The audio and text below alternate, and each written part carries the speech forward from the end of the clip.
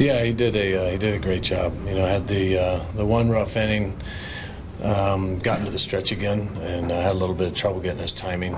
But you look at that inning, and a jam shot that beats the shift, hit batsman walk. He was in trouble, and he did a nice job of recovering. I thought he picked up his rhythm a little bit more the next inning he got into the stretch, and made some real good adjustments. But overall, real good stuff. As a reliever, you usually get that amount of time to work your way out of something. So how big was it in terms of being able to move forward with that for Carlos to work out of that jam and settle down? Yeah, I just keep giving a lot of credit with Yachty and Lily, talking him through some of the minor adjustments to try and get that rhythm back. I mean, that's you could see that it was dramatically different once he did get into the stretch, and trying to figure out some minor mechanical adjustments to get him back into that good feel. But he's a tough kid mentally, so we put him in a big position. I think we saw this last fall that he's not going to scare, he's not going to rattle.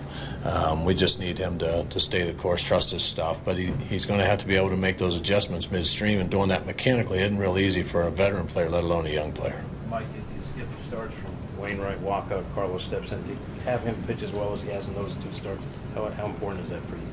Well, as a club, you start thinking about, okay, what's going to be the best case scenario, and then hopefully it's being able to keep us in a game and not destroy our bullpen. And I'd say he did that both times. I thought he threw the ball better this time than last. And he's going to continue to improve when he gets opportunities. So he's done a real nice job with a tough order, but something he's been asking for a long time. And we want these guys with the potential to start to keep asking for those opportunities and make the most of it when you can, and that's what he's done. Like how would you describe the offense today? Timely hitting, Yeah, and big inning, and being able to watch the guys be 3 down and not miss a beat, and get right back in there and start putting together the tough at bats. And I like the way they were going about it. I like the way they. Just nice, consistent approach is what they had. They weren't trying to do too much, and those are going to be the kind of those at bats that are going to get us on a good roll. You can put those on top of each other. Right now, I like the way everybody's swinging it. Mike, this is why you acquired Mark Ellis for games like this. Just he came through at the right time. Yeah, 2 big at bats. We tried last game and tried the similar approach with trying to get that extra run in. Mark does a real nice job of getting that down. He was thinking ahead of time. He was prepared that might happen, knowing that the pitcher was behind him, and had a real nice approach late in the game to add on one more run, which was huge for us at that point. We really like the way that Mark's going about the game defensively. Just everything he's doing, he's doing a real nice job. And with Colton out here, we're going to need him to step up and play the kind of baseball he has in the past. But this is a winning player. This is a guy who's done it for a long time and had a lot of success. And we're happy to have him. And right now, it just shows the value of bringing him into this fold. Mike, was this win the difference between a real good homestand and a good homestand? It was a good homestand. You know how we are. We go day by day, and then series by series too, and realizing that get down too early and have an opportunity to come back here and leave on a good note, and it does cap off a good homestand for us. Some good teams came in here, some teams that were playing well, and we were able to hold our own and then some. So, and while we're trying to patchwork some of the starting rotation together, I thought the pen was terrific too. Don't let us forget about that, with how Greenwood came in through a great inning, and Sam Freeman once again did a great job setting it up for Nishek and Rosie. Those guys are doing a great job of getting us through those games when we may not be able to go real deep into the game with our starter.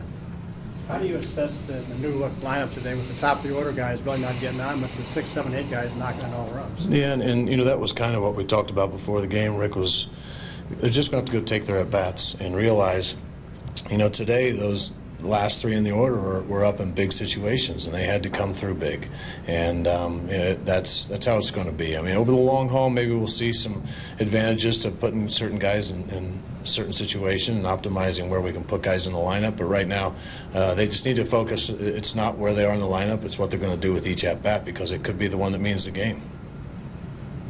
So you can theoretically stack those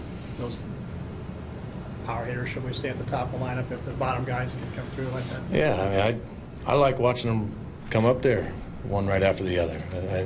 I think it's going to. I think it can have the potential to cause some exciting innings for sure. But we'll keep watching. We'll keep adjusting as necessary. And today was a good day. I know it's kind of hard to tell, but do you expect to see Carlos out there as a starter maybe again sooner rather than later?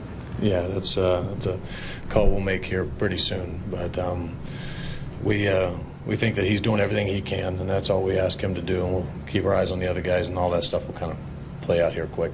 How has Freeman elbowed his way into those late inning situations now? He's forced us to make sure that we're watching, and he was a guy that kind of on the shuttle back and forth, getting some less significant innings last year, and he's taken advantage of it, and we've got a lot of confidence throwing him in there against some of the best left-handers in the league, let alone the best righties. And we realize that he's a guy who's earned that, and nothing's been given to him, and he's continuing to work. And I think we go back to some of the conversations we had about him having a list of things he needed to improve on, and he's done that, and it's made a huge difference. And his consistency is allowing him to be in a tight game, and regardless of who's up at the plate.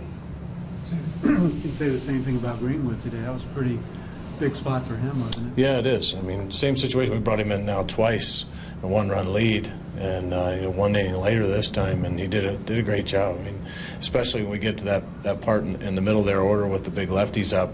He's got the kind of stuff that'll give lefties trouble. He could be a guy that could continue to do this for us, but he's another guy given an opportunity. That's it. Make the most. Do you think Utley and Howard were surprised to see two left-handers come in, not named Choate today, to face him as he always does? Yeah, maybe. And there's always that challenge, too, when you're seeing a left-hander's breaking ball for the first time, trying to pick up his slot. They don't see enough of them, and there's others that they've seen a lot of, like a Randy, that they got a pretty good idea what they're going to do, especially when we throw Randy out there the first day and they get a good look at him. So it's nice to give him a different look, and both guys executed pitches well. Does Freeman have extra value as you go into Colorado now because of the velocity he brings versus Bryce? I wish we could have a staff of 20 pitchers going into Colorado. So we'll use them all, and velocity doesn't necessarily mean as much. We got to keep the ball down, use movement when we can, and just keep fighting. And it's going to be a great test for us. I'm excited to watch our guys get in there and fight, because it's never easy to play there, and we're going to have to go. We got our hands full. We think our guys are ready. Given the other two opponents on this trip, is this theoretically your most difficult trip of the season? We've had some pretty tough trips, but yeah, you look at Colorado, and that's always a tough assignment, and LA's obviously a good club, and we've already seen San Francisco, and we know that they're a good team as well. We can't wait.